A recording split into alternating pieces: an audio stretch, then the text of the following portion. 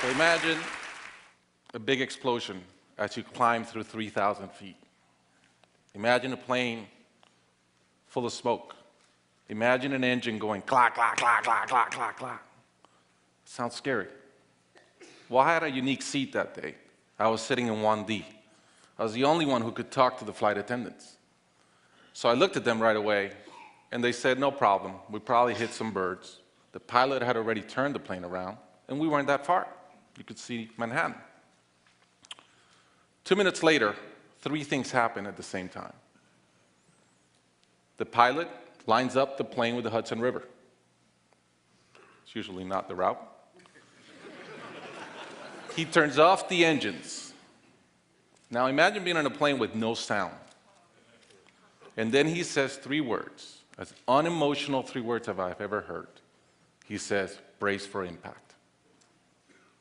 I didn't have to talk to the flight attendant anymore.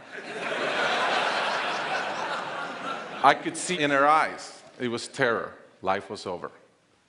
And I want to share with you 3 things I learned about myself that day. I learned that it all changes in an instant. We have this bucket list, we have these things we want to do in life, and I thought about all the people I wanted to reach out that I didn't, all the fences I wanted to mend, all the experiences I wanted to have and I never did.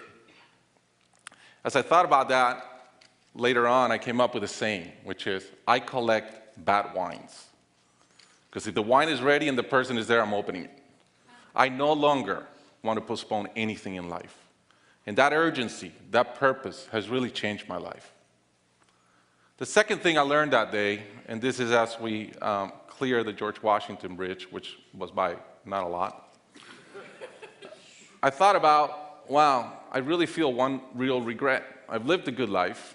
In my own humanity and mistakes, I've tried to get better at everything I've tried.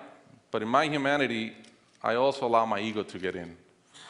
And I regretted the time I wasted in things that did not matter with people that matter. And I thought about my relationship with my wife, with my friends, with people. And after, as I reflected on that, I decided to eliminate negative energy from my life. It's not perfect. It's a lot better. I've not had a fight with my wife in 2 years. It feels great. I'm no longer trying to be right. I choose to be happy.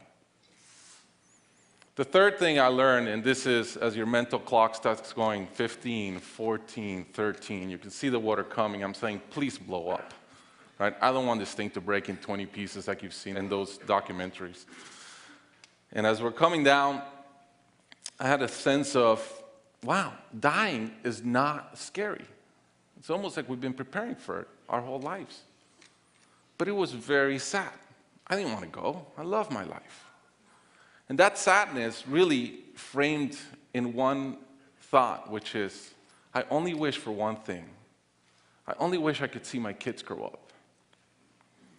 About a month later, I was in a performance by my daughter, first grader, not much artistic talent, yet.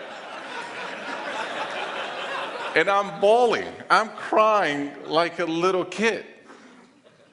And it made all the sense in the world to me. I realized at that point, by connecting those 2 dots, that the only thing that matters in my life is being a great dad. Above all, the only goal I have in life is to be a good dad. I was given the gift of a miracle of not dying that day. I was given another gift, which was to be able to see into the future and come back and live differently. I challenge you guys that are flying today. Imagine the same thing happens on your plane, and please don't. But imagine, and how would you change? What would you get done that you're waiting to get done because you think you'll be here forever? How would you change your relationships and the negative energy in them? And more than anything, are you being the best parent you can? Thank you.